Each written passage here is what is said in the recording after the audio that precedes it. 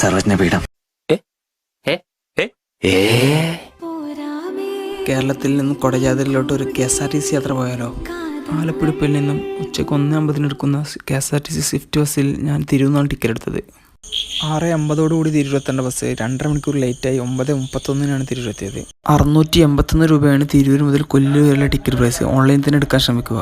രാവിലെ 8 മണിയോടുകൂടി കൊല്ലൂർ ബസ് സ്റ്റാൻഡിലെത്തി അവിടെ നിന്ന് ഫ്രഷായി ബ്രേക്ക്ഫാസ്റ്റും കഴിച്ച് നേരെ കൊല്ലൂർ ടെമ്പിളിൻ്റെ അടുത്തുള്ള ഈ പോലീസ് സ്റ്റേഷനിൽ അങ്ങോട്ട് നടന്നു. ഇവിടെ നിന്നാണ് കുടജാദ്രിയോടുള്ള ജീപ്പ് ട്രെക്കിംഗ് ആരംഭിക്കുന്നത്. പെർ റൈഡ് 470 രൂപയാണ് അവർ ചാർജ് ചെയ്യുന്നത്.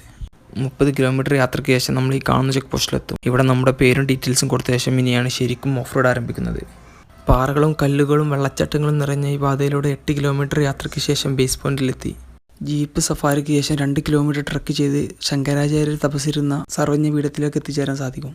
കർണാടകയിലെ സഹ്യപർവ്വതനിരകളിൽ സമുദ്രനിരപ്പിൽ നിന്നും 4446 അടി ഉയരത്തിൽ സ്ഥിതി ചെയ്യുന്ന കൊടുമുടിയാണ് കുടജാദ്രി.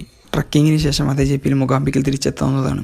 ശേഷം കുടജാദ്രി മലകളിൽ നിന്ന് ഉത്ഭവിക്കുന്ന സൗപർണിക നദിയും മൂകാംബിക ക്ഷേത്രം സന്ദർശിച്ച് വൈകിട്ട് 5:30 കൊല്ലൂർ സ്റ്റാൻഡിനടുത്ത് ആലപ്പുഴ ഡിപ്പോ വരെ പോകുന്ന KSRTC സ്വിഫ്റ്റ് ബസ്സിൽ നാട്ടിലോട്ട് തിരിച്ചു പോകാവുന്നതാണ്.